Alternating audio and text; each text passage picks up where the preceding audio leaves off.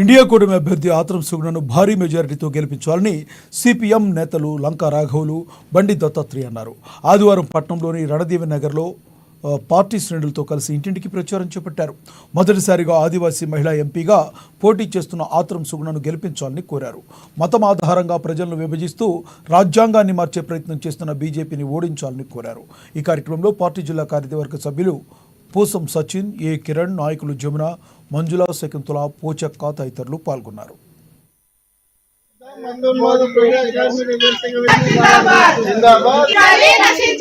నశించాలి బీజేపీ ప్రభుత్వ కార్మిక కర్షక ప్రజా వ్యతిరేక విధానాలు. వర్ధిల్లాలి ఇండియా కూటమి.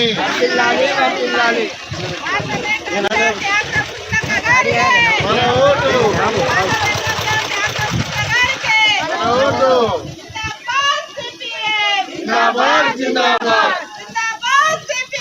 జిందాబాద్ జిందాబాద్.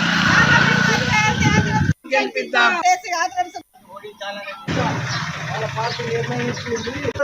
ఇరు వరకు 800 మంది చనిపోయిండు. రైతులకే గోస వేస్తే ఈ సర్కార్ ఎందుకు చెప్పండి?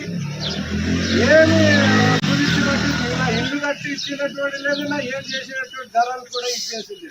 ఇంకెన్నిసార్లు గెలిపిద్దాం వాళ్ళని మీరు విచారం చేయండి. ఆయన ఏమన్నంటే మనం రామ మందిరము, హిందువులకే లాస్. ఇప్పుడు పెట్రోల్ ధరలు పెరిగితే, గ్యాస్ ధరలు పెరిగితే వాళ్ళకి లాసు. హిందువులకే కదా, జీతాలు లేకపోతే వాళ్ళకి లాసు, మన హిందువులకే కదా. అవునా కాదా? क्या बोलते भैया